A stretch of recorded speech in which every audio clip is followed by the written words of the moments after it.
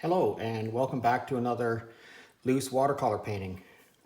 Today I'm going to take a look at redoing this particular painting. Many of you may have seen this. This is on my channel right now. I call it Misty Fields because this is a place that I go to quite often, and I painted this in the fall, but I was wondering, what would happen if I did this sort of the way that it was in the spring. And so a lot of this is green, bluer skies. So I thought, why don't we see if we can recreate this? So what I have here is just a 5.5 by 14 piece of watercolor paper. And I have my normal palette of paints, and I have another palette here that I keep black, Payne's gray, and white in. And we're just gonna use a 3/4 inch flat. That's all we're gonna use. My watercolor paper is taped onto my board, and I have my little pencil box here that I use sometimes to tip the paper up for me, okay? And I got some clean water. So let's have a look at this. So we're going to go from the top of the page down, and we're going to get it wet, but not sopping wet. And we're going to come down. We're going to leave a space down here that's maybe about 1 inch at the bottom, dry, okay? Just spread that all across there fairly evenly. It doesn't have to be fairly evenly. If you like it where where your sky is a little bit more jagged, that's perfectly fine too. So since I'm going for a sort of a bright, beautiful day, rather than sort of a foggy fall day, I'm going to use just blue. And this is like a light indigo. You can use whatever blue you have in your palette. I would say go for a lighter blue in this painting. I'm going to pick up a little bit more pigment. Put a little bit more pigment through that. Okay. And take the rest of that out. And I'm going to set my brush down, and I'm just going to take my pencil box and set it underneath there and let this run. And any place that you see where it's dried up, you can see where that's getting hung up, that tells you that that's dry. So just give it a little touch. And just let it run. All right, so in watercolor painting, you hear me say this all the time, you have to be a little bit patient. You have to let things sort of happen organically, and don't try to rush it all the time. Any place that it's a little bit dried up, just touch it with a damp brush.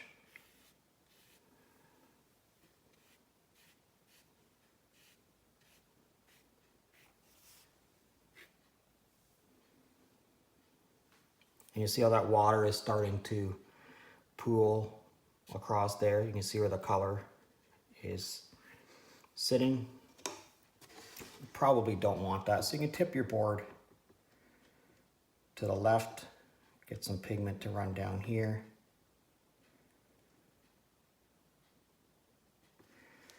Tip it back to the right. And one thing that I notice right now is that this isn't really too straight across here, so I'm going to take a dry brush. This is literally a dry brush. Actually, before I do that,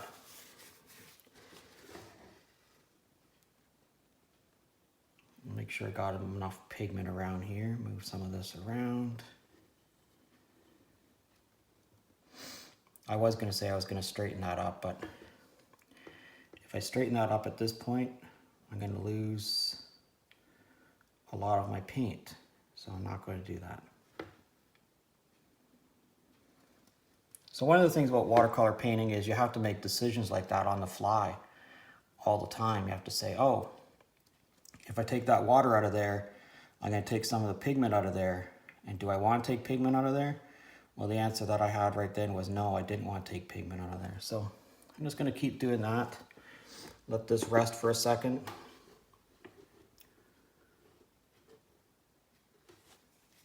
You see my pigment's all running down there. All right, now I'm gonna take my tissue actually first.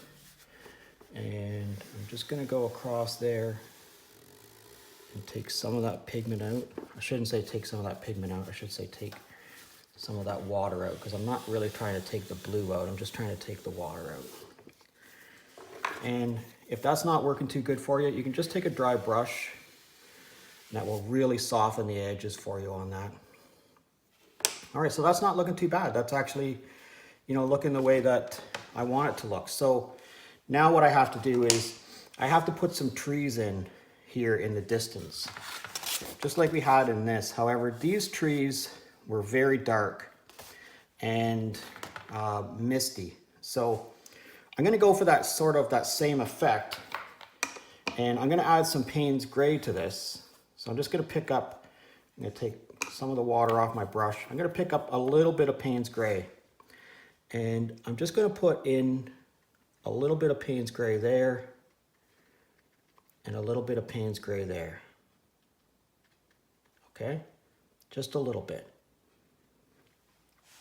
And then I'm gonna rinse my brush off. Now, if this works out correctly, and I'm hoping it does, I'm not gonna have too much water on this brush. And I'm gonna pick up some green. This is, I believe this is just forest green. Might be sap green. I think this is sap green. It's a light green anyways. Pick up some green, and then just tap your green into that Payne's Gray. Just a little bit. Just enough to allude to the idea that these are green trees and not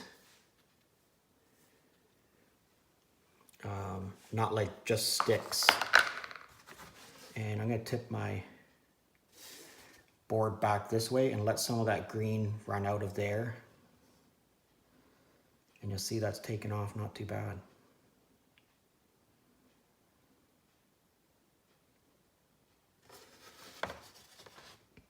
And that's kind of looking like it looks like in reality, to tell you the truth. Okay, so the other thing that we're going to do now is we're going to lay in some color across the bottom here.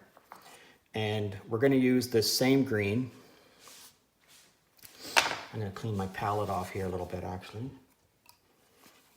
And I'm going to take some of that out because that was purple that I was using previously. Chuck that in the garbage. I'm going to take some of this, pick up just a little bit of water. Okay. And I'm going to put this across the bottom here. But this is wet on dry. Okay. So this is wet paint on a dry page.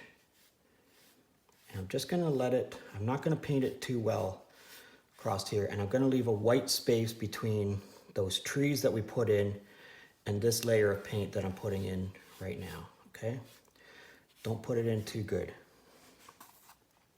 And then pick up some just pigment. Okay, just pigment, and just brush it. Just pigment on the brush, so this would be dry on wet. Just like that. So the other thing that I'm going to do right now is I'm going to let all that sort of blend together to wherever it is it's going to go to. I'm actually going to take my dry brush and I'm going to smooth out some of that. Take out a little bit of that darker paint along the edge there. Just like that. And I'm going to take some yellow ochre. Okay, some yellow ochre. And I'm going to put the yellow ochre, sort of sketchy, across there, preserving that white space there.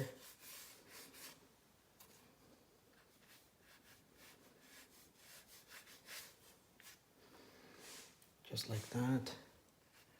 This is a little harsh right across here, so I'm just going to take that off a little bit. And that's about what it is that I want. I'm going to dry this up right across here. I'm just going to grab a tissue. I'm going to take that off. And a little trick that I do quite often is I take a tissue and I ball it up like that. And that'll make it a little patchier for you. That's about it. That's actually not too bad at all. I think I'm going to put a little bit more of this yellow ochre, just in a very thin wash, across there, like that. Maybe a little bit more pigment here.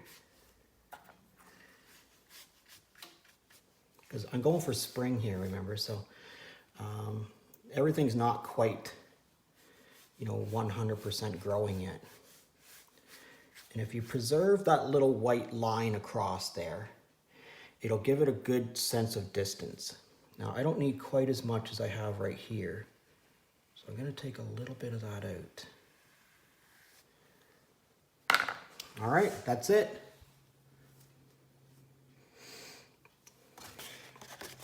This was the fall version of Misty Fields. This is the summer version of Misty Fields. Once this is all dry, I'll take a picture of it and I'll put it on here at the end. I hope you enjoyed painting with me today. I hope you picked up a tip or a trick. If you learned anything, please give me a thumbs up. If you're currently a subscriber, I thank you very much. And if you're not currently a subscriber, please consider subscribing to my channel. Thanks a lot, and we'll see you again next time.